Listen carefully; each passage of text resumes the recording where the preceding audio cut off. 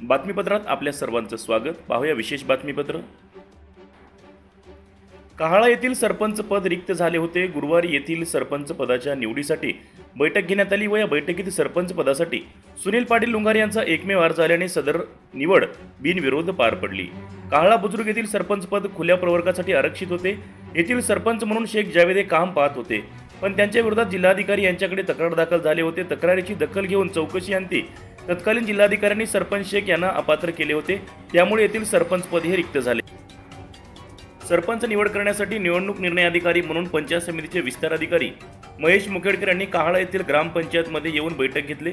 या बैठकीत सदस्य सुनील पाटील लुंगारे, उपसरपंच नागेश पाटील कहाळेकर, साबियाबी नजीर साब बिरबल, अनिताताई शिवहार कहाळेकर, हमीदाबी याकूब साब, शांता चक्रधर, खुर्शीद बी नजीर अली सय्यद, रुक्मिनभाई मुर्ताजी गवाले असे 8 सदस्य हजर होते। यापैकी सुनील लुंगारे यांचा सरपंच पदासाठी एकमेव अर्ज प्राप्त झाल्याने सदर निवड ही बिनविरोध पार पडली व येथील सरपंच म्हणून सुनील लुंगारे यांची निवड झाली।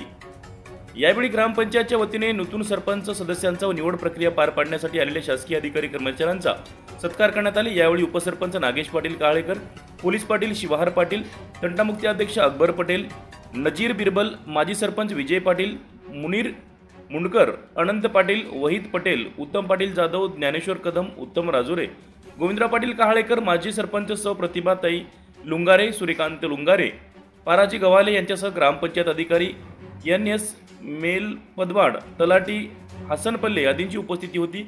यावेळी गुंटूर पोलीस ठाण्याचे पोलीस कर्मचारी बंदोबस्त